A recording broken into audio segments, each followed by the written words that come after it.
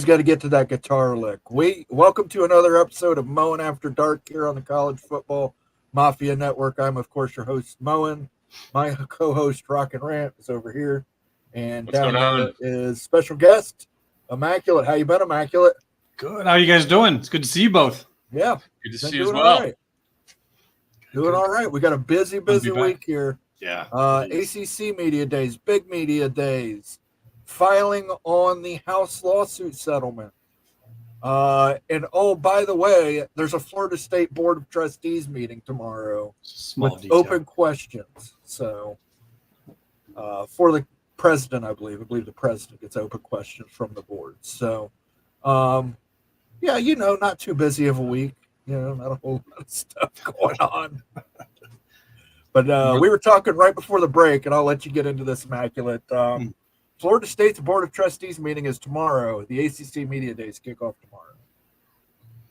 Should, I think an apt thing, I don't know if you have the song, but dueling banjos comes to mind, which one's going to be louder and more boisterous, or who's going to be paying attention to what more. Timing might matter. What something said ACC Media Days first, maybe they counter it during their meeting. As far as I know, that's going to be open meeting, right? That's open to the public. As far as I know, yeah, it's open to the public, but I mean, it's not open to public questions or comments. No. But I mean, we can watch it. You know what's coming. Remember what's coming to mind. Remember the infamous Florida State meeting that they had, where it seemed like everyone in the media was watching it and commenting about it at the time. This might be one of those. Definitely something I want to stay tuned. Yeah, I kind of think that it might go that way. On the flip side, you're like, are they listening to everything and deciding to not be quote unquote disruptive, whatever the hell that means, in public space, for whatever narrative BS you want to attribute to that? It could be the opportunity to do that. I think Greg has talked about that and a few others. Maybe they'll use the opportunity to show that they're not going to try and grandstand. Who knows? I think the one thing we know won't come in the media days is Mike Alford saying, "We are very proud members of the ACC." He'll say, "We are very members of the ACC." We are members of the ACC for now. Let's say hello to some people. We had a lot of people showing up early, getting ready for this. Stormy Cyclone was in here first. Laura Weiss. The Big Lubbock. Timothy Green's in the house. RT's in the house. The Evil Badger, Ryan Willie, is here. Nathan Campbell is here. Nathan is here. Daniel Gygax is here. Antoine Codes is in the house. And Bob Swanger, Lee, Chris G, Illini Ted, Caleb Ramirez, Jared Jones, Jim F, Heartbreak number 25, and Fong Wei Reldman. One hell of a picture. That has got to be some kind of Welsh name. Yes, my clock management clinic on the channel Friday. Wow, I've got better. I'm not great yet. I'm losing Did heart. Mario join you? Was it true? Is it true that Mario joined you? I've gotten better with clock management. I put a little sticky note up on the monitor that says clock management. So I always have to look at it to see when I go to select my play. Any better with kicking? I have. I've been able to kick a few field goals now. So that was very important. How are you enjoying the game? I'm doing good. I had to work on my kicking. At first, I felt I wasn't quite living up to the Hawkeye brand, and I'm starting to get that pinpoint punting down. Though, so if you weren't kicking field goals, you were living up to the old, Hawkeye offense. Well, field goals. What are field goals? You got to go for it. What is the defense rated in that game for Iowa? I think they start the game at like 88, 86. Okay. I mean, it was in when they started and they were talking about this beginning. I think it was in the top 10. And I'm saying that because they actually showed it at number 13, but it was the same rating as schools 8 through 13. So okay, I just say it's top 10. We'll go with that. Let's start off. I want to talk about relegation, the idea of relegation in the conferences. Don't want to talk about Super League. No Super League. But what do you guys think about the possibility of a relegation within the conferences? Can they coexist? Say you have your top tier of a conference. Of course, this is when the conferences expand to, say, 20 or 24 teams. You have a top 50% of the conference, and those teams play each other more frequently. And then you've got a bottom 50% of the conference. They play each other more frequently. And then every year you have people coming up and some going down. Everybody makes the same money, though. It's an interesting thought. I don't know. What do you think, Rock and Randall? Well, I think I think it helps to, you can keep your conferences together for all the other sports, right? And you don't have to worry about any of this stuff. And it's like a hybrid to me of between Super League and the conferences just being on their own and not trying to figure out a way to enhance a premium product. So to me, that actually, and again, everyone, no one's predicted this. We also don't want to talk about the exact same thing every single week, right? So this is for the hypothetical side of it. To me, that's like the Goldilocks solution between the conferences keep going the same way and a pure Super League, breakaway, P2, whatever you want to call it, of, play some premier games, add some premium product, have a chance for other teams to go up. The conferences stay intact for all the other sports that are less revenue. And, seems like a plausible thing to discuss and flesh out tonight. Just one thought on that. While you're talking about some type of official statement of doing that, the way they're doing scheduling now, if we're just talking football, the way they do scheduling now, they could do that without saying anything. They wouldn't have to announce it. They got this modular scheduling situation right now. They could just work that out, and in between them all, just kind of decide, we want to do this, quietly talk with the networks and say, hey, if we do this, will gain us something on the next deal. Who knows? But in terms of like a hard-coded, like drawn out for us, everything to see, it actually sounds pretty good. But yet at the same time, I'm thinking that it just feels like some parties involved would have some kind of a problem with it. But idealistically, I like it. Yeah, I don't imagine that it would go by 100% smoothly. But my thinking is if everybody gets paid the same money and everybody's required to spend the same money on a program like football, say everybody's required to spend $15 million on football out of that 22 or 27 million, whatever that final number ends up being in that settlement. There'd be more parity in the conferences and more parity in college football overall. Right. And if theoretically there's fear in some teams in the bottom quadrants of each conference, right, as has been alluded to or insinuated, right? The other option in a hard zone is there's literally a breakaway of a Super League and some of you get left out. This world is, you still have a plausible path. You're not leaving, you're not being left out on football. There's other ways of doing it.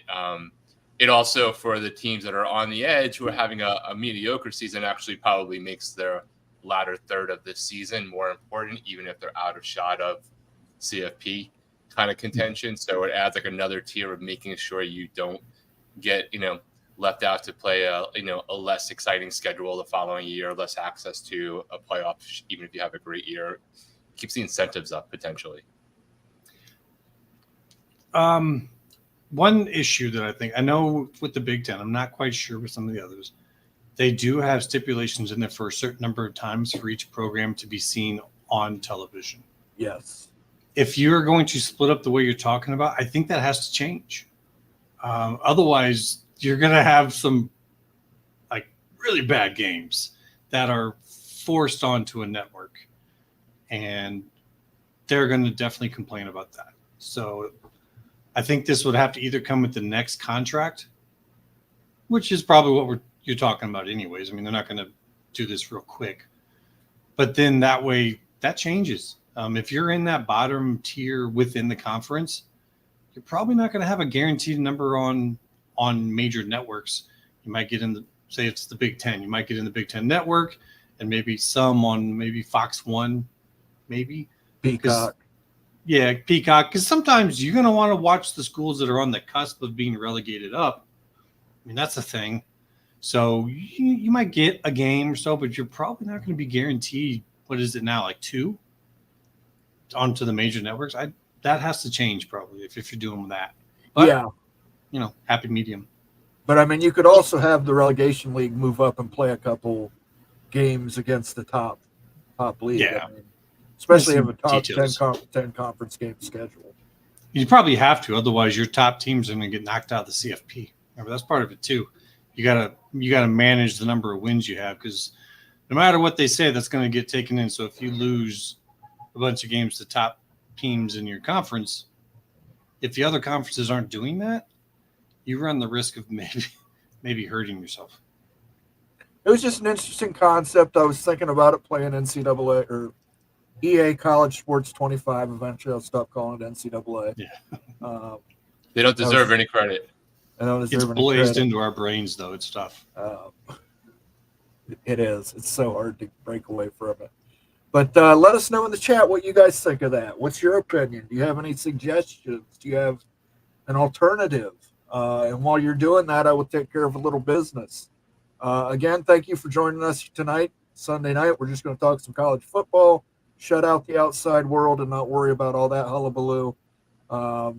If you're feeling generous, you can become a member of the channel. The member has benefits where you can access our video library vault. You get special emotes within the chat, and you get preferential treatment when it comes to picking these questions and comments.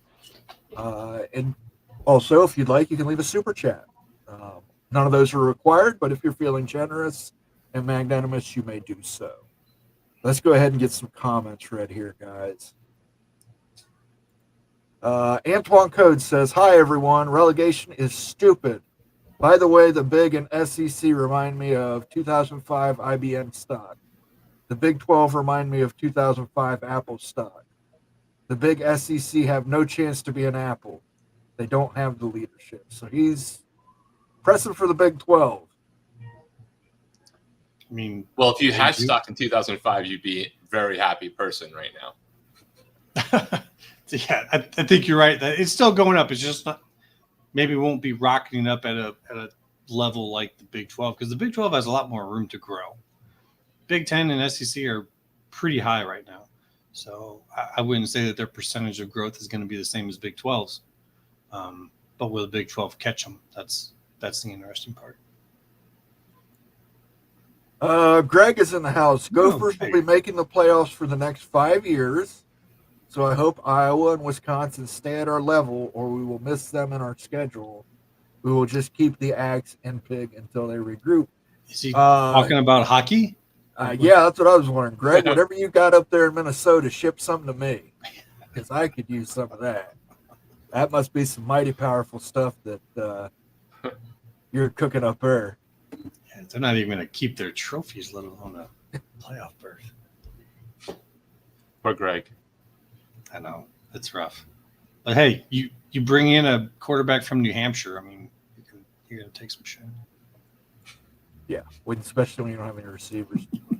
Chris G says, "Time to go crazy. ACC Media Days are here. Go Hokies." So we got a Hokie fan in the house. Good deal. I'd love to know what everyone, without necessarily being joking, though it's hard not to go down that road, but like, what is the one question you'd like somebody to answer honestly at the ACC media days in the next few days, whether it's to Jim Phillips or an athletic director not named Mike Alford? Like, what are the questions we wish get answered that we know probably won't, but have like a reasonable shot of maybe them being asked, or that we expect everyone's going to ask, and we'll get the most politically lame answer known to man. I want to know what North Carolina State was promised to flip their vote. That's a pretty good one. Now, are we saying just anything you ask and it gets answered, or is it something we have to also figure out that might get answered for real? Yeah, I just what is the burning question beyond is the ESPN deal getting renewed, right? Because that's probably paramount to everything. But is there something else we've been wondering for a while that, hey, maybe there's a reasonable shot of getting answered by somebody who's being honest? I mean, I might be in delusion land, but I'd love to things came out of the other meetings that we didn't expect, right? Like SEC, it wasn't necessarily a question, but Greg Sankey went down the roads that he went down, and there was the Lane Kiffin, Paul Feinbaum thing. Not exactly direct questions, but something that we hope would come out of these meetings that when other than the same boring coach speak. I think everyone talks about the negative towards the ACC. I think what I would do to try to get him to kind of go, is ask him a positive and say, what schools are you talking to now about adding in the future? Should a need arise or just a want arise? Because we've talked about it, I know, back when I was with you guys a lot every day, and about what they could possibly do after, or maybe even if it doesn't even happen. But say if they are to lose a couple schools, just kind of curious about what's their plan for the future. I mean, last thing he needs to be doing is sitting back and just playing defense with his schools that he has. He has to be making some plans for the future and what he's going to do. So that's probably what I'd want to go to. Yeah, that's I think that's along the same lines of something that I would want to, which is, hey, Jim, the perception is that the ACC is passively, not dealing with a lot of the changes that are out there, and it is impacting the future of the conference. How do you counter that in a way that not just saying you added SMU, Cal, and Stanford? Yeah, like what's your preparations? I mean, of course, he probably isn't going to say a whole lot about that, but I think you probably get a better answer out of him in that regard than you would. Hey, what are you going to do when you lose Florida State? Stormy Cyclone says, he gave me that idea 2 months ago. If you did, brother, I don't remember it, but I have no reason to doubt you. It popped in my head as I was putting together the show tonight. So if that is your idea, by all means, that is your idea. Let's get around here. Mr. Phillips, have you cut a new media deal with ESPN? That's what Greg wants to know. Clint Moses wants to know Beeves to ACC. That's a good question. That's right along that same line.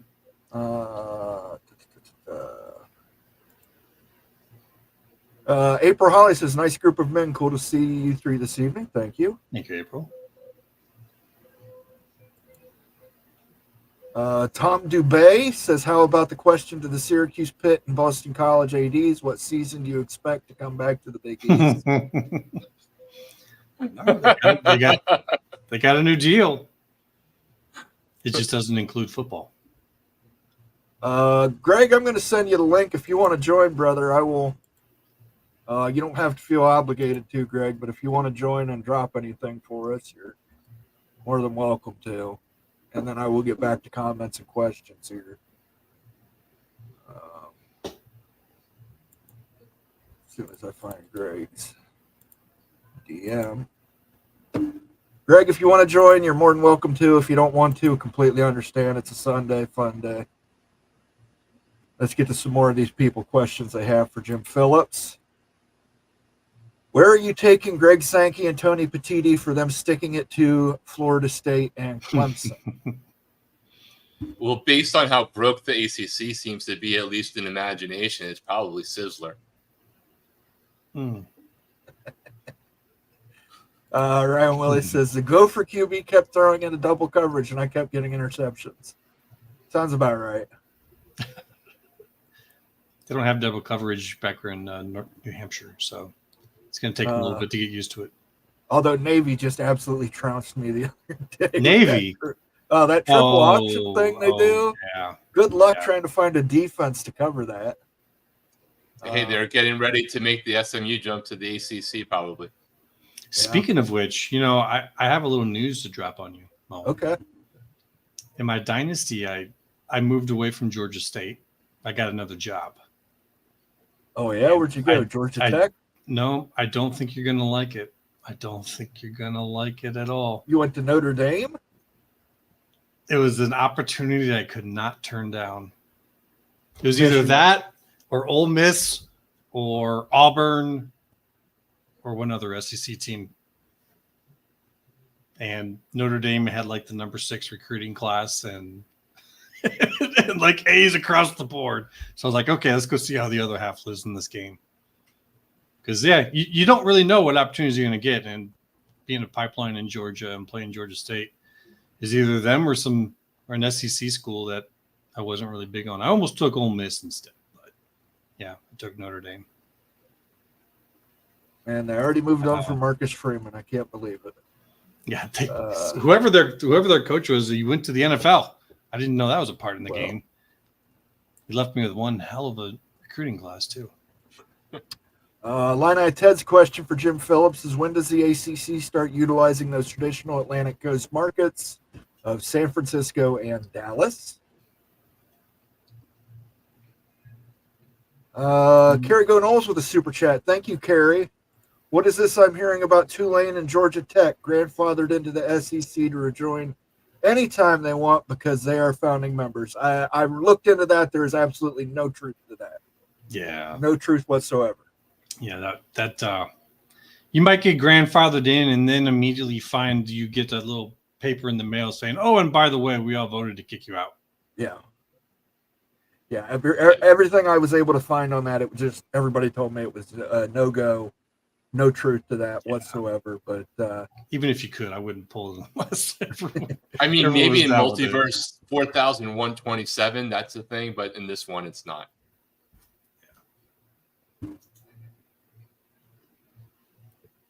J Baller 54, good to see you, J Baller. So we have a timeline getting closer and closer. August 15th is the day FSU and whoever else has to declare if they're leaving or not. Do they announce?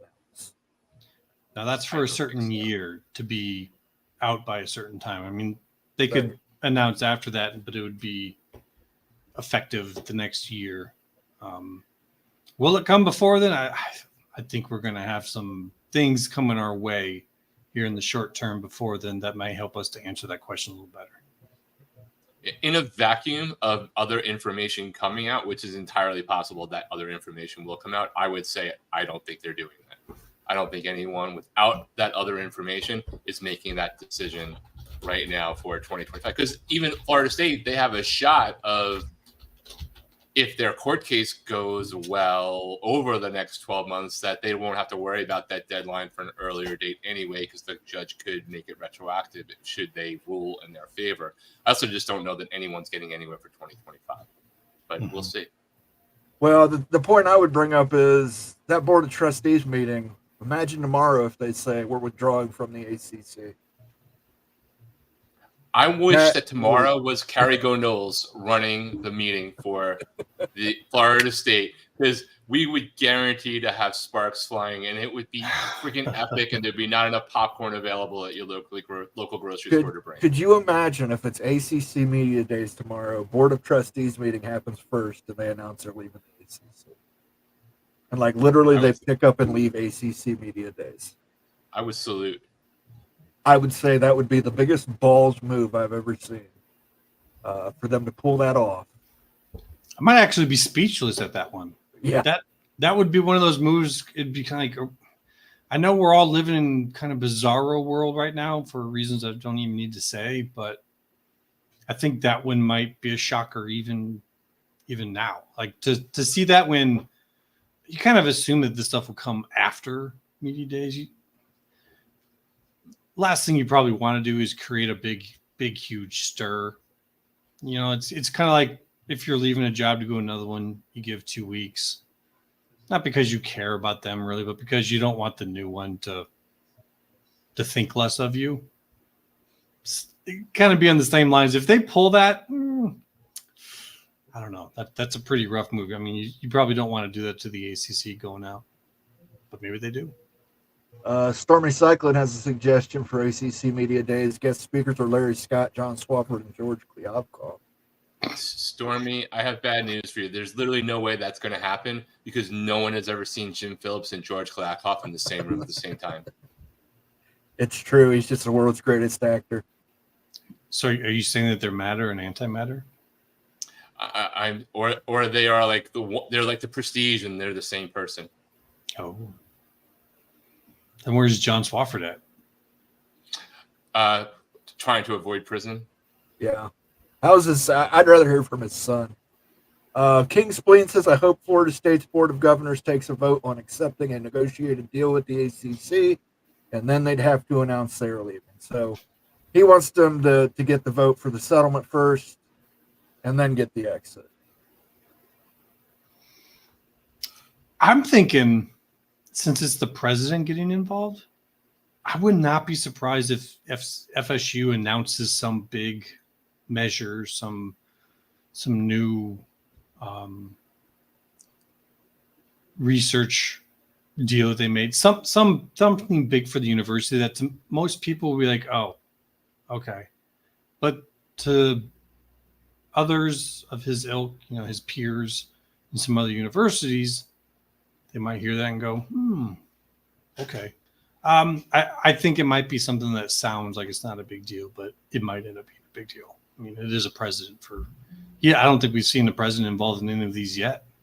Yeah, I'm going to check the time on when that Board of Trustees meeting is here real quick. You guys can talk amongst yourselves. Yeah. The only thing I just add right now is one way or the other, there are a number of people out there, and no one gets everything 100% right all the time, so to be clear. But in the next 26 days, there are going to be some people that are super exposed or super validated. And then I hope all the different fan bases pay attention to those moments and don't get led astray down the road by those same people. That doesn't mean that all press is always supposed to be right, because their sources are what they are, and the information they can have can be very accurate until it's something changes under their feet. But I think we all know what I'm alluding to.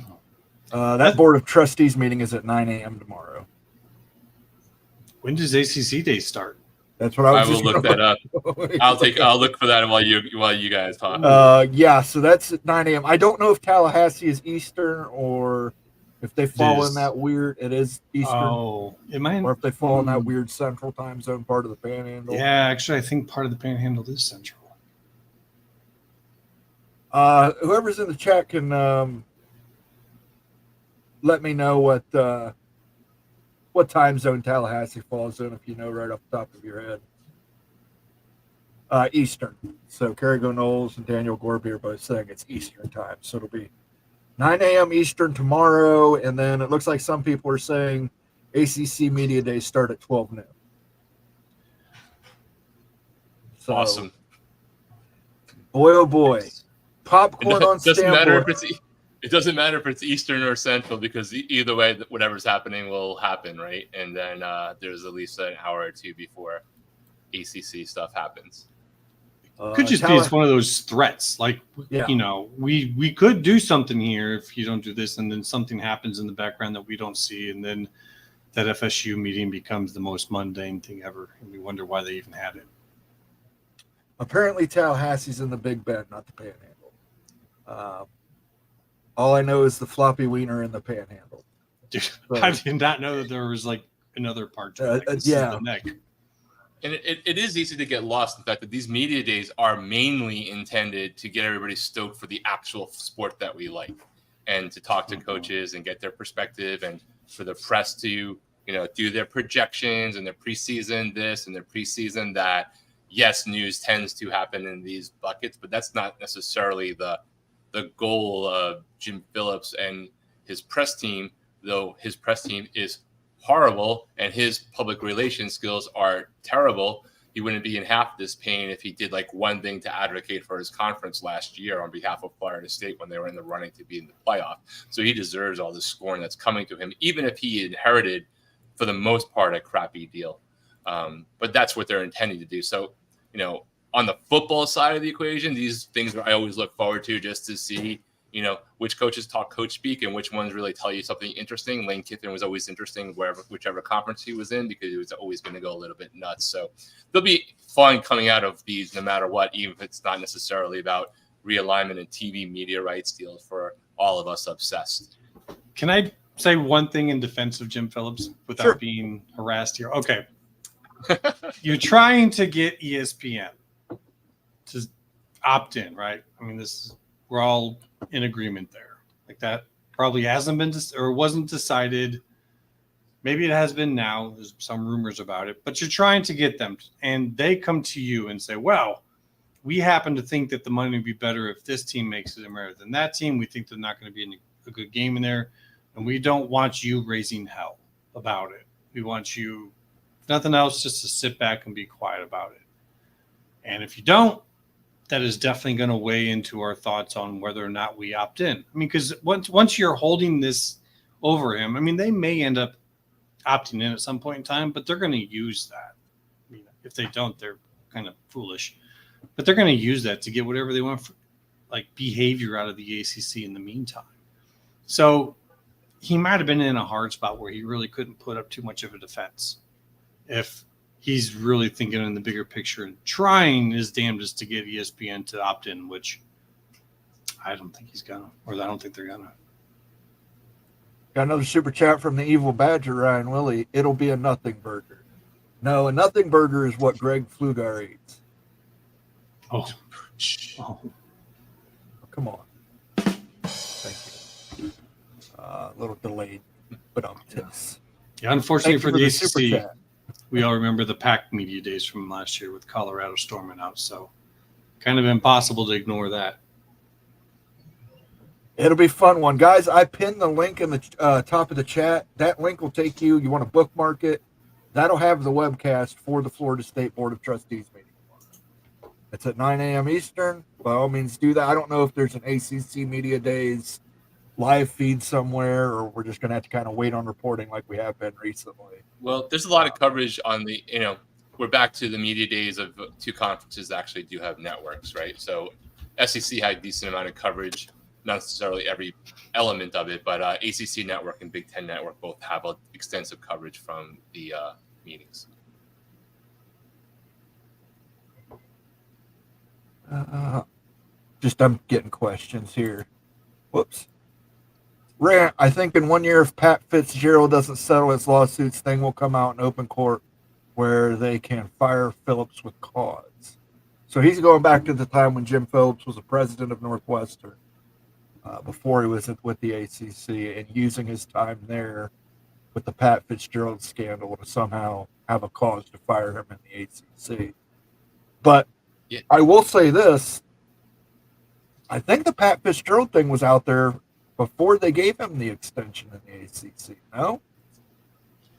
I don't know when it crosses. I don't know. It certainly could add to the mix. I can make an argument, and I don't know if it's a clear-cut case, but violating the terms of your ACC bylaws and giving ESPN an extension on their opt-in, opt-out without subjecting it to a vote or informing your board members seems to be like a potential for cause thing to me if you wanted to really push the envelope. Yeah, you'd have to have enough schools that actually want to do that. When right. The majority of them probably quietly agree. But I think it's a bad time, honestly, to do a firing. You're under fire. Your future is very much unknown. Could be good, could be horrid. If you're a professional who would be on the list of people that they want to look at, are you even answering that call? If the ACC was to come calling, I mean, it's not a good time for them to do a hiring. But that's you're generally right, and I think you're probably right. That said, I'm more impressed with the P2, the Pac-2 commissioner than I ever was with any of the last two Pac-12 commissioners when they had a full league. She seems to have a lot more brains around her than her two predecessors did. So she was hired. Look into it. She was the deputy commissioner, and I don't know how it works, but I could guess that a lot of times, like, the reason why you have a deputy commissioner is because you want them to go and do a lot of the work for you. Right. And so she was probably the workhorse who was doing stuff. And then, here, you're already doing the job. So here you go. You're doing it pretty, here you go. And now she actually has the authority to get some things done that maybe her boss wouldn't approve previously, right. Because she got stuff done like pretty damn quick. So I think that was probably stuff that she wanted to do for them, but he just wouldn't let her. Sam 8911SK says FSU will announce after August 15th, but before the first game. Question for you: why? Because if you don't, what would be the strategic value of doing that? It's not going to after August 15th. If you're trying to go by the norms, you have 364 more days to get the same net effect out of it. So at least in terms of like what your year would be playing by the rules. And I don't necessarily think that Florida State's trying to make the rules, not play by them, which is, a credit to what they're trying to do for themselves. Unless you think it's going to put pressure to make ESPN make a decision to exit that they wouldn't want to just hold till January 31st anyway. Yeah, to go afterwards would basically be saying you have a very strong belief that the court case will go all the way through, and that as part of that judgment that you put in for that, you will be considered as having leaving or given your notice of leaving the conference previously when the first filing started. You'd have to feel pretty strong about that, because otherwise, Rock and Rant's right. You wouldn't want to wait till after that date. That causes you to have a whole nother year that you have to stick around. So if it's just a matter of days, you think that they would rush to beat that date. Go Black follows up and says, Les Miles lost his job for that thing that happened at LSU while coaching Kansas. I don't disagree with you, Go Black. It's just that I believe, if I'm not mistaken, they gave him that extension after the Pat Fitzgerald scandal stuff broke. So trying to hold up in court that you can fire him for that after you've already given him an extension after the fact is kind of, I don't know, that's iffy. And I don't know that the ACC would go that route. How happy was LSU and the faithful with Les Miles at the time, though? Was it really about that, or was it, hey, this is a good excuse? Yeah, didn't they have some games taken away from them or something? They lost some games. But he's talking about when they were Les Miles was coaching at Kansas. Right. He got in trouble for that sex scandal at LSU. Yes. Yeah. Well, I thought that there was something that happened to him. Right. Well, anyways, I'm just saying, like, if you can use stuff like that to get out of a deal, there's generally, like, if there's something previously. So yeah, I don't know if they were still paying less or not. They might have been.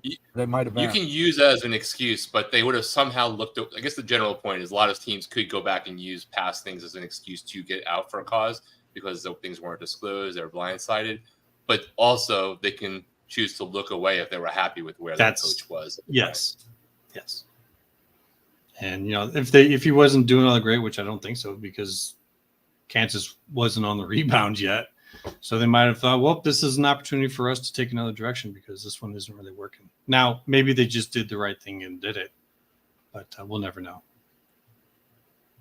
Go Black 45 says, I'm just saying it could be a chance to get a former TV executive instead of an academic to run your commercial business.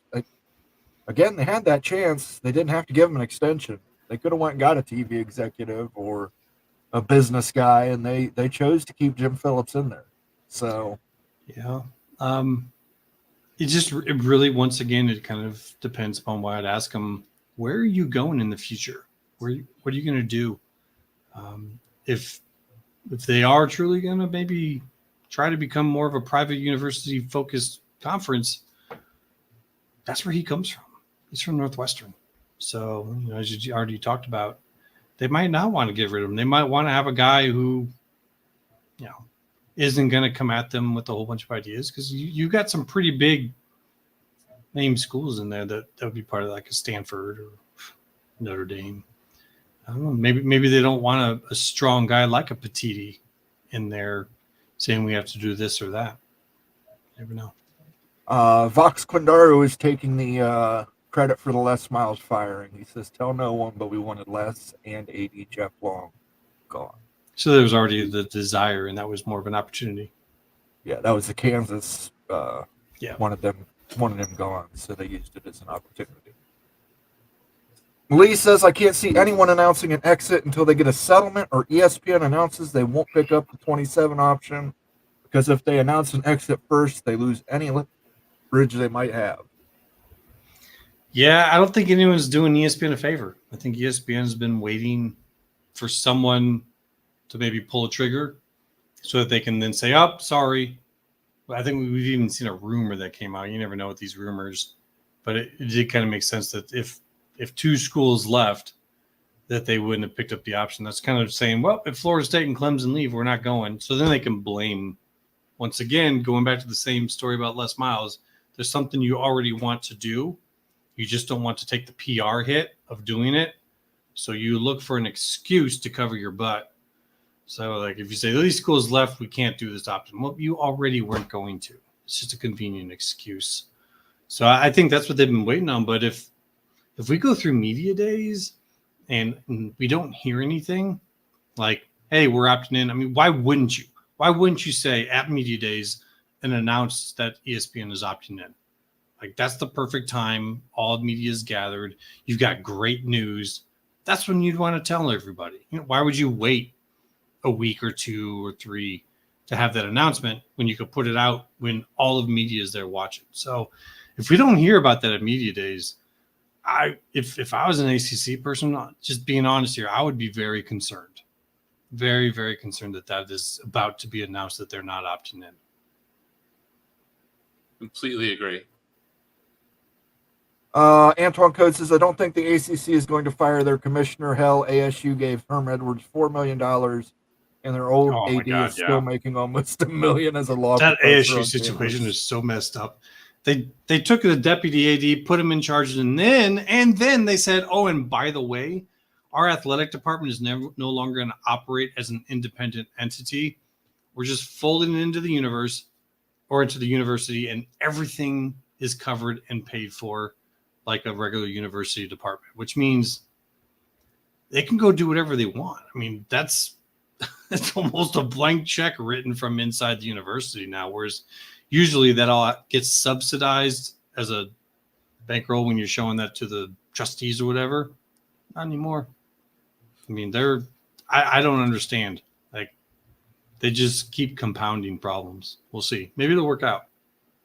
This question is for you, Immaculate. Do you really think the Big Ten and SEC are not interested in Florida State and Clemson, or is it a misdirection plot? I just think that they're saying, for the SEC, I do kind of believe it. I think the Big Ten would look at them if they became available, but they're not going to come out here and say anything that, we're interested when you have 2 schools that are literally taking their conference to court. You do not want to look like you're giving them any kind of high sign. Yeah. So for everyone hearing that, the Big Ten's not interested, well, duh. Like, if I was running the Big Ten, that's exactly what I would say. Like, we don't want them. You kidding me? No. Hands off on this one. They're in court. Like, it's costing the ACC how much in lawyers' fees? They're in 3 different court cases.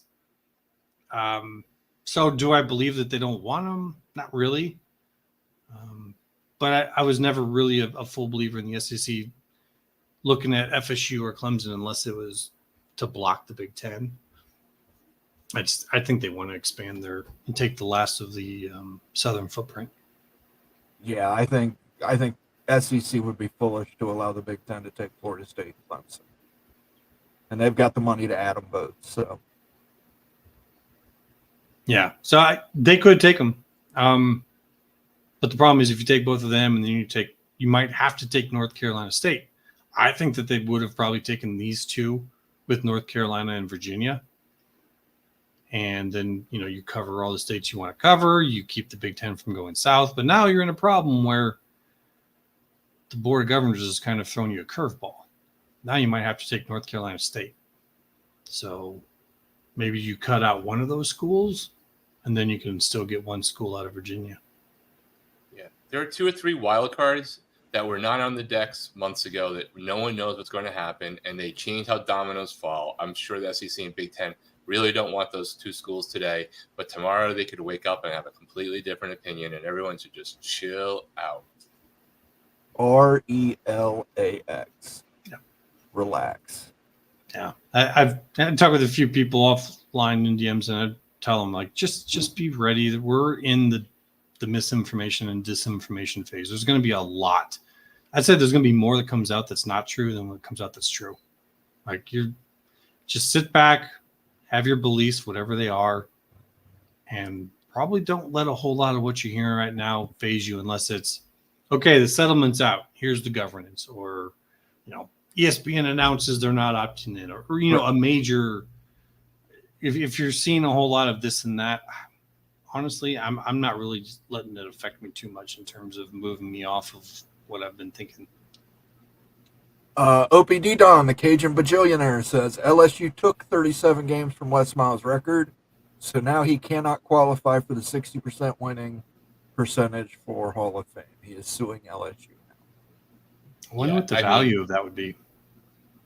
Speaking, name, ego. Yeah. Oh, there's plenty of speaking rights involved. But I think the bigger issue with that, just like as a broader statement, is the Hall of Fame rules for college are freaking ridiculous, right?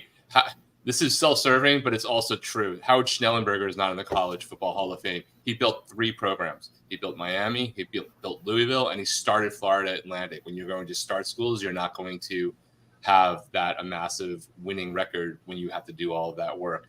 But the fact that guy isn't in, let alone, Mike Leach, Les Miles, like he was never, he won a lot, but I was never super impressed with him. He was like Mario Cristobal before Mario Cristobal was Mario Cristobal to me in terms of strategy and stuff like that. So, but the rule itself is the problem. Whether he wins or not, I could care less. I think Les Miles was more of a recruiter. Like if we're talking, Les Miles was a Michigan man, so in my book, that makes him an evil person. Yeah. And I believe everything they say about him. If we're talking about the video game, he was definitely the recruiting line. He wasn't really a tactician. No tactician. He wasn't a motivator. He wasn't the guy that's coming in there and getting the best out of you. He was just the guy that showed up in your living room. Guy that showed up and took you to a 9-3 defeat. And your mom was like, that guy is amazing, or just made the family want you. And so that's kind of what he was. So I don't really consider that type to really be Hall of Fame worthy. It's just, they put together good teams.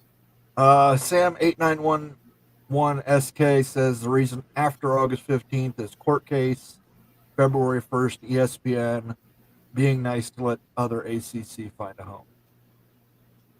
You're a very kind soul there. I don't buy that for a second. There's literally no part of that I agree with because they haven't played. I'm not criticizing them. I would do what Florida State's doing. But if you were playing nice with the ACC, you would have just been like, hey, we're still going to get the hell out of here. And we'll let you guys get 2 or 3 new members to join your conference, and we won't vote against it because we're not going to use any of the other dissolution or composition clause stuff that seems to have been used. But I don't know. I don't really see that as like a kindness of the soul. Like Florida State needs to do what they need to do for Florida State, period. Joseph Kurlagon Jr.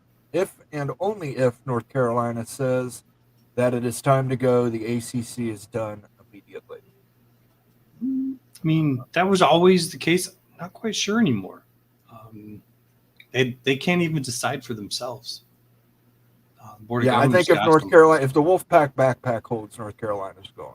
Yeah, crazy as it is, actually, North Carolina State might have a little more sway in the state now. Yeah. Mind blowing. I get it, but clearly it seems like the board is trying to make sure that they're not damaged in the whole thing. So when North Carolina State's happy with something, then I think North Carolina can do whatever they want. Yeah, my realigned conferences on the game, I've got Florida State, Clemson, North Carolina State in the SEC. I put Florida State and Georgia Tech in the Big Ten. I put Stanford and Notre Dame.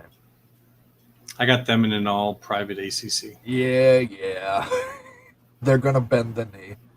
Sam says, yes, Notre Dame letting FSU be the bad guy. Well, Scarface was from Florida, so say goodnight to the bad guy, ladies and gentlemen. Yeah, I just, would you actually see Florida State and Notre Dame being 19 and 20? Like, no. Just as a fantasy thing? Because why would you do the networks that favor if you're the Big Ten? You're never going to get anyone else past 20. Because you go ahead. The thing is, with 20, if you're going to 20 and you're getting Notre Dame, they're taking Stanford. They're not leaving Stanford behind. You're getting some kind of academic school. Yeah. That adds to the big business.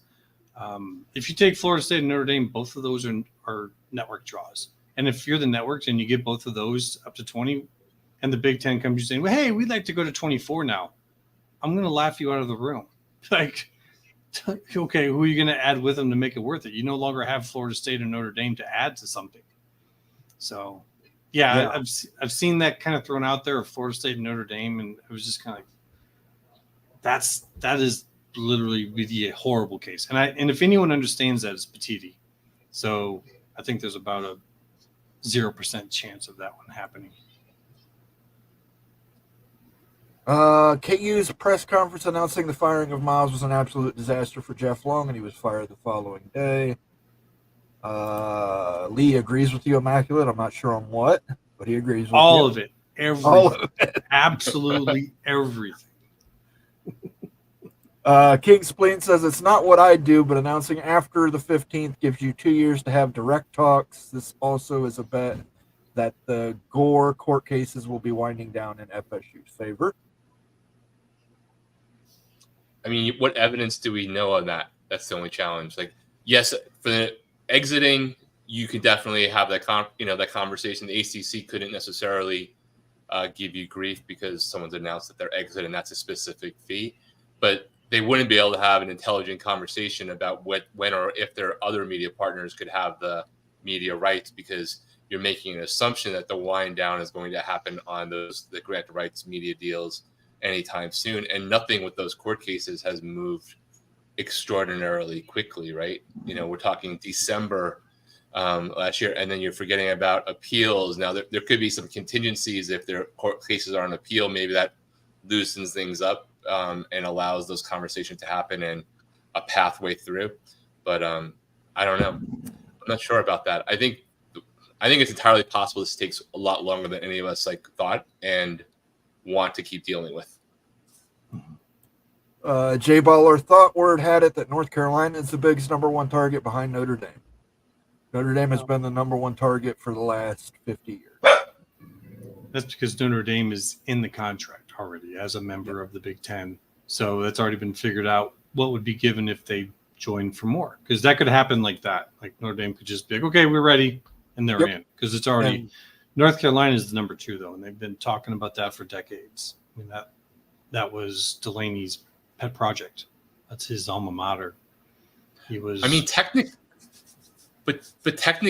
doesn't Notre Dame have a slight issue talking to the Big Ten? They're in the clear for football. They're in the clear for football. They have a grant of rights and media deal for all of their other sports, no matter, even though it's a small amount of money, but they are part of that for the ACC contract generally. So yeah, they're a private university. You can't even FOIA their discussions. Yeah, you don't even know who they're talking to, when they're talking to them, or why they're talking to them. And they could say, yeah, we talked to the Big Ten. We're a member of the conference. Yeah, that's true. Like, okay. Well, we want to know what you talked about. Okay, yeah, good luck. Because the Big Ten's private, and we're private. That's why you've had like a Northwestern in a conference for the longest time. It's why you had a Vanderbilt in the SEC. It's why USC and Stanford over in the Pac, because they could have discussions and talks that couldn't be FOIA'd. So, yeah, if Notre Dame can do whatever they want and no one will ever know. So them being in the Big Ten, they can talk to the Big Ten. So I know that there's the whole thing that said that they would have to join the ACC if they join a conference. One, we'll see what happens to the ACC. That might go away. 2, that generally just means there's a price tag. Like, what did we damage? Is there damages to the ACC for not doing that? The ACC would have to sue them over that. They'd have to file a complaint. Then they'd have to go through court. And they'd have to win some type of judgment to get anything out of that. Because, will there be an injunction filed to stop Notre Dame from joining based upon that? No, you could debate that. Moan, with the NIL spending OSU did to get their transfers, was that more Ryan Day pushing to go all in? Or is that more finally boosters coming on board with NIL? I can tell you that was a combination of both. And our NIL is also publicly funded by small donations. So I have given small donations to our NIL collective. And so have hundreds and thousands of other Ohio State fans throughout the state of Ohio and throughout the country. So that's why we have one of the strongest collectives out there right now. It is fairly wild if you look like who the perceived top 10 NIL programs are, that it isn't necessarily just the biggest schools or public. It's an interesting mix. So different schools approach it with different ways regardless of the size of their alumni. But Ohio State's in a clear advantage position with having both a massive alumni base that's passionate about the sport and having the benefit of some good donors on the high level booster side. Yeah. I wouldn't be surprised if Stanford ends up on that list. Good. Les had 4 to 5 first-round receivers and only averaged 28 points per game for second half of his tenure. Yeah, it was not good. He had players. They didn't do great with He it. had Alabama recruiting and Iowa's old offense matched up. Dogs and Dubs, I did not Brutal, see but fair. Kuz's show. Did you guys, either of you guys see Kuz's show? No. What happened, dogs? Yeah, you'd have to tell us about that. Kind of curious. I only think I saw that there was some Kuz show where people were talking about how West Virginia could get kicked out or booted from the Big 12. That's the only thing I think I saw. I don't even know what that conversation is. I think that's West Virginia is my sleeper for the Big 12 this year, period. A lot of people think that. That's a popular pick. I wouldn't see why they would do that. I mean, West Virginia may not quite be what they used to be, but they're still pretty damn good. And, Yeah, but fill it in so we know what you're talking about. Oh, I almost forgot this. Do you guys think that if Florida State and Clemson leave ACC, the rest stay in the ACC with the existing contract? No, I think North Carolina and North Carolina State both leave. If those two leave, that's, arguably the high percentage of the overall value. And if those leave, people say, oh, the ACC is making this much more than the Big 12 or whatever. Well, I think if anyone's being honest, I think they would agree that changes. Yeah. So what I don't, go ahead. I was going to say, what I don't think will happen is the Pac-12's version of it. I think it will be in stages. I don't think you're going to see like a mass floodgate overnight. Well, there's not enough landing spots for that much of the ACC to leave like the Pac did. Technically, you probably could have got the last 2 schools out of the Pac. I'm not sure yet what the reason is for not. Maybe it never happens. But with the ACC, you're looking at like 8 schools or so left behind, possibly. So I think it is in that regard a very different situation. Jim F says Mo and Notre Dame does not bend the knee; they go into victory formation. Haven't won a major bowl game since 1995 or a national title since 1988. So tell me again how they go into victory formation. That's a man that's had Rudy that is conversation many times. Yeah, that's that ready. I've got that Rudy's stat on ready. Netflix. Anytime anybody Right knows from there. Notre Dame wants to bring it up. It just popped out. Ryan Willie says, I put Notre Dame and Florida State in the Big. I got Notre Dame and Miami to the Big. I mean, if people are doing that in the game, that's totally understandable. That's cool. I mean, but if people are picking that to happen for real, I would say just think about it. It's not a good move for the Big Ten in the long run. But people are going to see what they see.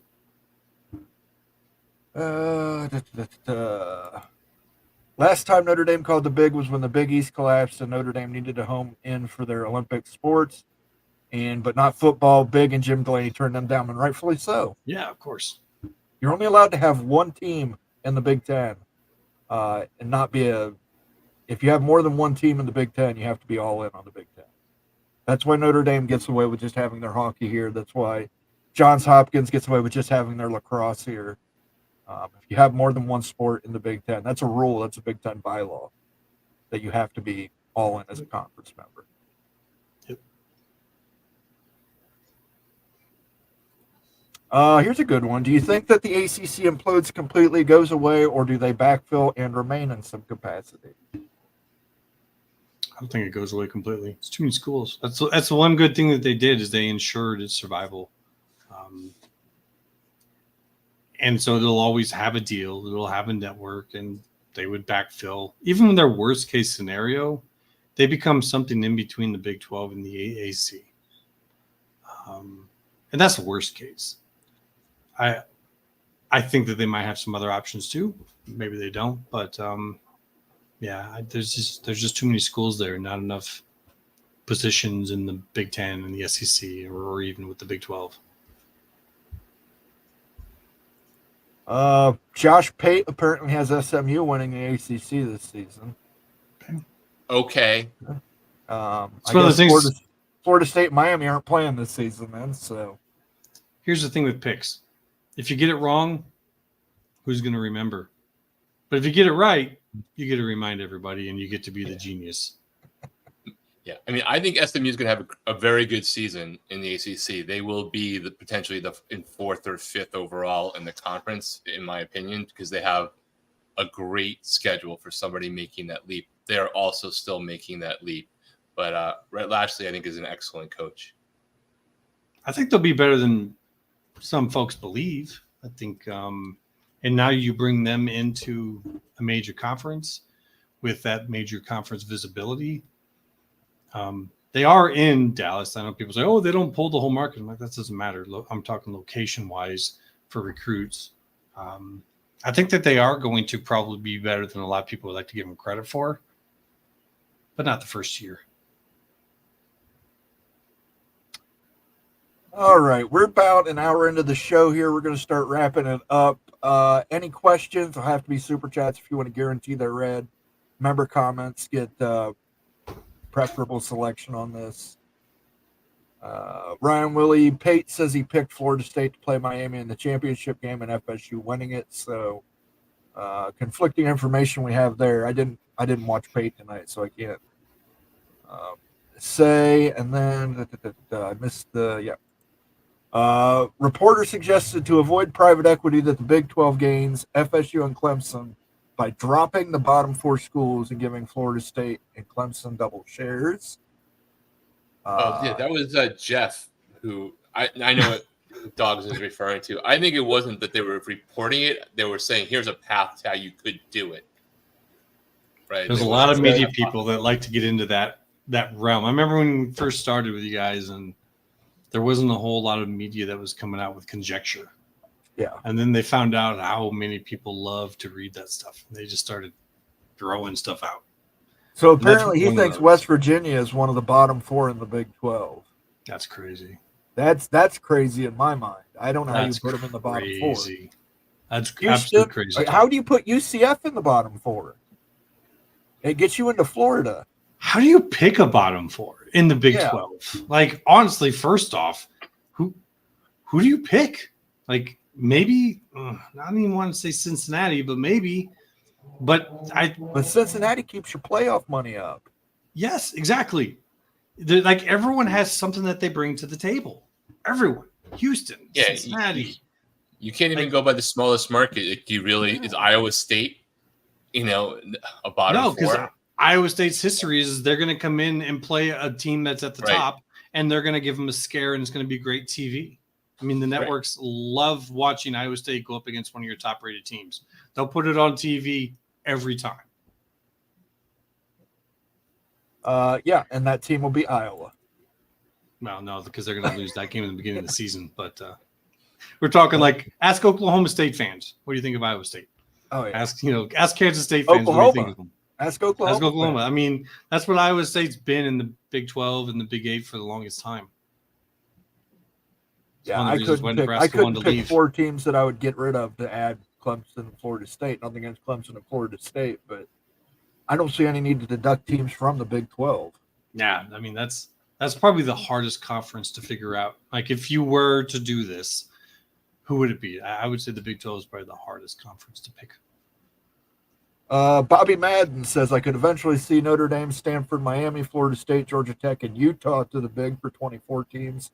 Probably won't happen in short term and may not be added to the Big all at once. Okay. Can we switch ASU for Utah so I can see my Hawks? Yeah, see them in the 150-degree heat down there in Arizona. Nah, we'll schedule it in November. It's fine. This is a question for you, Immaculate. Do any of you know what the roster limits are going to be from the settlement? I've heard 105. That's going to spread talent everywhere. that's the thing. It's all kind of reporting where someone's trying to get around maybe an NDA by having a reporter who will protect their identity. 105, I think, was reported by Dellinger, which, being Dellinger, it's probably pretty good. I mean, he's getting reportings direct from, what's the lawyer's name? Kessler, the head lawyer for all the plaintiffs. I mean, he's getting reportings from him. So, yeah, and that's going up. That's going in the wrong direction that I thought that they were going to be doing. I thought they'd be trying to save money. So, to me, it doesn't seem like the money of these payouts are actually worrying them that much. They're raising the number of positions in baseball and in some other sports as well. So they're embracing more cost. Hey Mo, Right. how many preferred walk-ons roughly does Ohio State have? Because like roster limits with this just regular walk-on, preferred walk-ons, because that's really those are the ones who could have possibly had a scholarship downstream throughout the P4 and into the top half of the G5. It's less. Well, I was going to say Caleb Downs is a preferred walk-on at Ohio State. I don't think walk-ons are going to exist anymore. I think that's the whole point of this is like, yeah, you can have a bunch of walk-ons now with the 85 roster. I think what they're saying is like, this is if walk-ons completely go away because you're basically getting that for free. And I think that's going away. So they're saying like 105 scholarships, and that's an increase. I could be reading it wrong. No, it's an increase. But my point is that if the next level of people who get more scholarships are the people who are above the 85, and those would generally be the preferred walk-ons. So if Ohio State has 140 people on their roster full, and actually 55 of those are preferred walk-ons, not just like people with dreams who are tackling dummies, those are the people who would get a scholarship possibly somewhere else if they chose to add to the talent pool. The NIL money they get would be enough to cover the scholarship plus some. But you're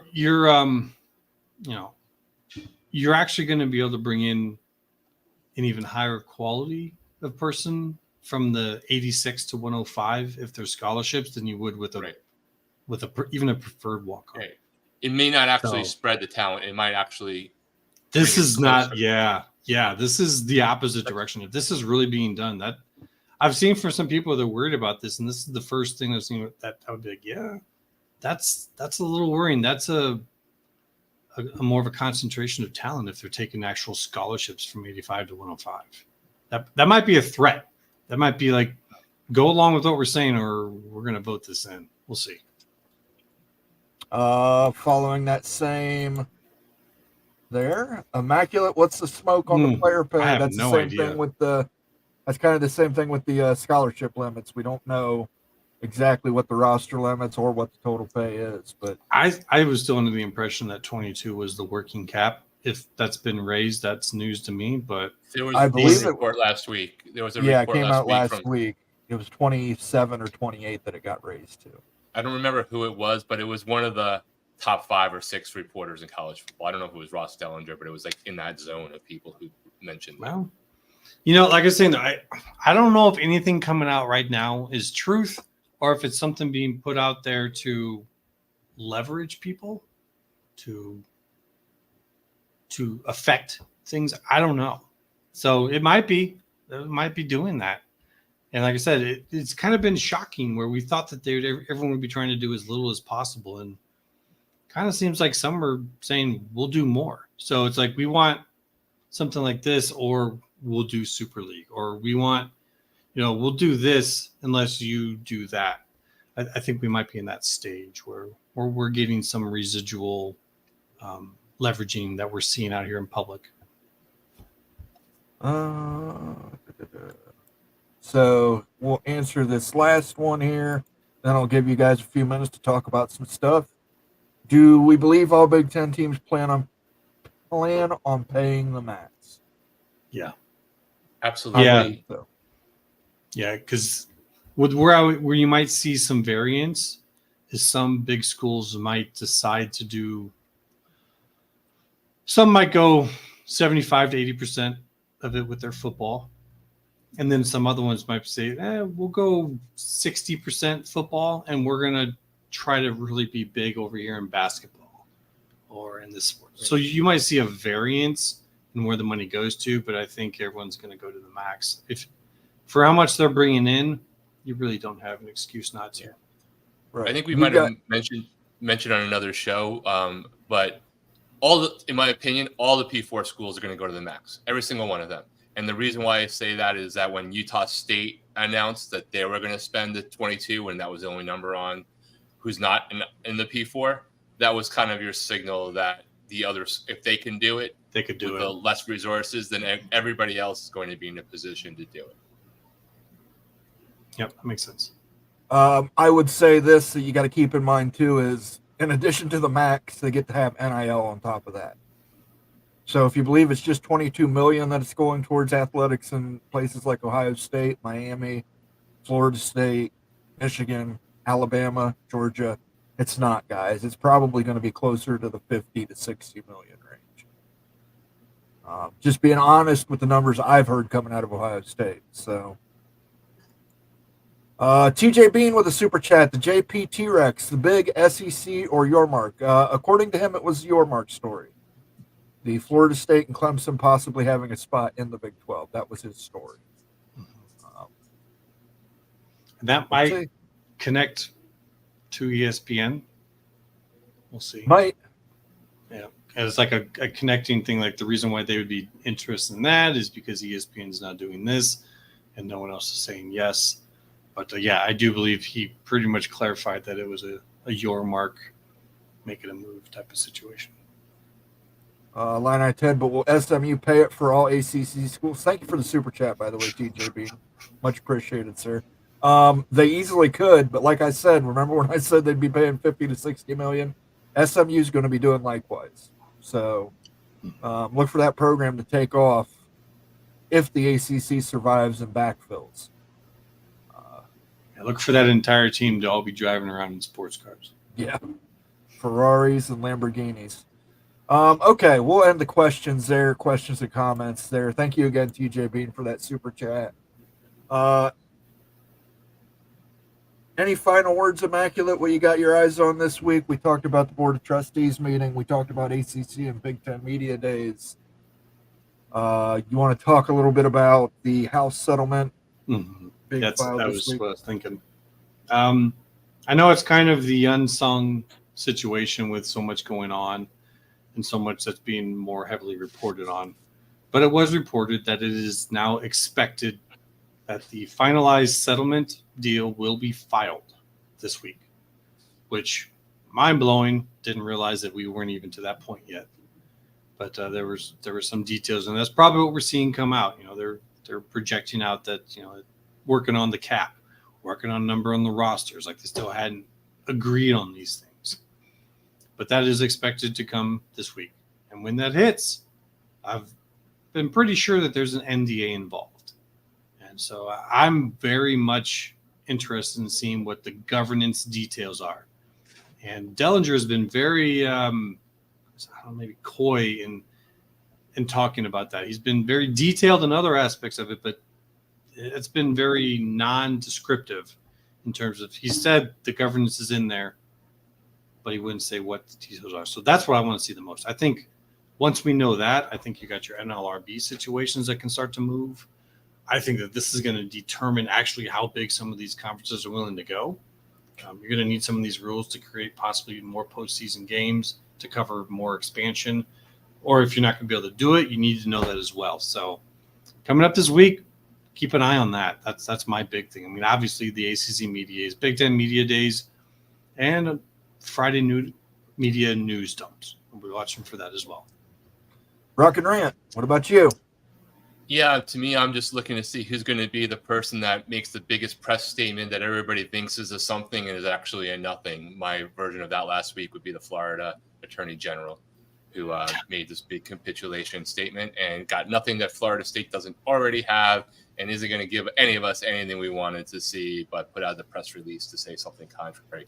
Florida State team has their own lawyers doing the things they need to do there. Someone's going to say something this week. It's going to blow up. That's going to mean nothing. We'll see if ESPN news comes out this week for the ACC. If it doesn't, I think you could definitely say the odds of them not renewing, if they haven't already opted out anyway and just haven't publicized it, go up. This is the week for good news from the ACC. If you're going to spin the narrative and change it, you would do it this week. They're not going to be the ones to announce in their 3 or 4 days that they didn't get the TV deal, though they'll get the question 87,000 times. And for me, just a reminder that Florida State Board of Trustees meeting is tomorrow at 9 a.m. Eastern. I put the link at it's pinned at the top of the chat. If you guys want to click on that, bookmark it, or save it for later, definitely do that. It's happening at 9 a.m. Eastern. What are you going to do? Go to work anyway?